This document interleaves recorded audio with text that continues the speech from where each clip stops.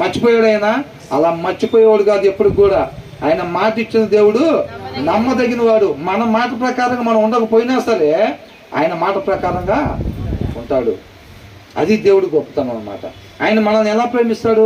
మనలో ఏ మంచి లేకపోయినా సరే ఆయన మనల్ని ప్రేమిస్తాడు. మనం కూడా మన పొరుగు వాడిని అట్లా ప్రేమించాలంట. నేను టిఫిన్ ఇప్పించాలంటే, నేను ఏదన్నా అరిసెలు కజ్జికాయలు వండుకుంటే ఆ పక్కన వాళ్ళు అర్హులైనా ఈటానికి నువ్వు అర్హత చూసిస్తే అది దేవుడి ప్రేమే కాదు. అసలు మన క్రిస్టియన్స్ అయినా కాదా చూసిస్తే అది దేవుడి ప్రేమే కాదు. వాళ్ళల్లో ఏ మంచి లేకపోయినా సరే నువ్వు ప్రేమించాలి. అది భార్య అయినా కానీ, భర్త అయినా కానీ, పిల్లలైనా కానీ, ఎవరైనా కానీ. అర్థమైందండి? ఇప్పుడు భర్త దగ్గర కూడా అన్నీ తెలుస్తాయి, భర్త దగ్గర కూడా అన్ని బలహీనతలు తెలుస్తాయి. అయినా సరే ఉండి ఆయన్ని ప్రేమించటం అది దేవుడి ప్రేమ. భార్య దగ్గర కూడా తెలుస్తాయి, నువ్వు ఆ విషయంలో నచ్చవు అసలు, ఈ విషయంలో నువ్వు ఇట్లా నచ్చవు అసలు, ఈ ప్లేస్లో నువ్వు అసలు ఇట్లా ఉంటావు అట్లుంటావు. వాళ్ళలో ఉన్న గలీజు మొత్తం మనకి తెలిసినా సరే ఎప్పుడైతే ప్రేమిస్తామో అది దేవుడి ప్రేమ. అంటే అంత బాగుంటే నువ్వు నేను ప్రేమించేది ఏముంది? వాళ్ళ మాటలు నీకు తేనె తాగినట్టు ఉంటుంటే, వాళ్ళ ప్రవర్తన నీకు తేనె తాగినట్టు ఉంటుంటే నువ్వు నేను ప్రేమించేది ఏముంది అసలు? దేవుడు మనల్ని ఎలా ప్రేమిస్తున్నాడు?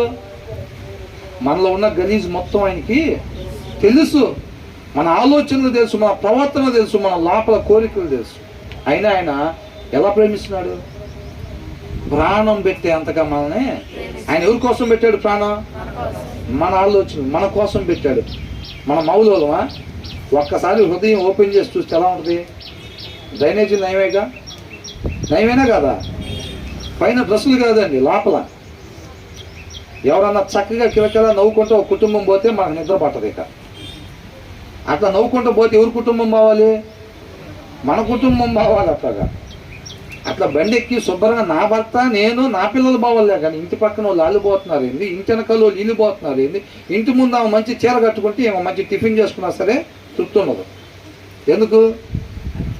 ఆమె చిన్నగిపోయి కట్టుకొచ్చుకుంటే ఆ పూట పచ్చడి తిన్నా సరే పర్వాణం తిన్నట్టు అంతే. అంటే నేను అందరి గురించి చెప్పట్లేదండి. నాటబడాల్సిన ప్రదేశంలో నాటబడి లేకపోతే లోపల ఉండే లక్షణాలు అయ్యి, నేను అందరి గురించి చెప్పట్లేదు. అర్థమవుతుందండి? కాబట్టి ఏమంటున్నాడు? ఆయన మనల్ని ఏ రీతిగా ప్రేమిస్తున్నాడో మనం కూడా మన పొరుగు వారిని అలాగే ప్రేమించాలి. అసలు నీ పనులు ఏమి నచ్చట్లేదు, నీ మాటలు నచ్చట్లేదు అసలు అనంటే, నచ్చితే నువ్వు నేను ప్రేమించేది ఏముంది? అది దేవుడి ప్రేమ కాదు. అది భార్య పట్ల కావచ్చు, భర్త పట్ల కావచ్చు.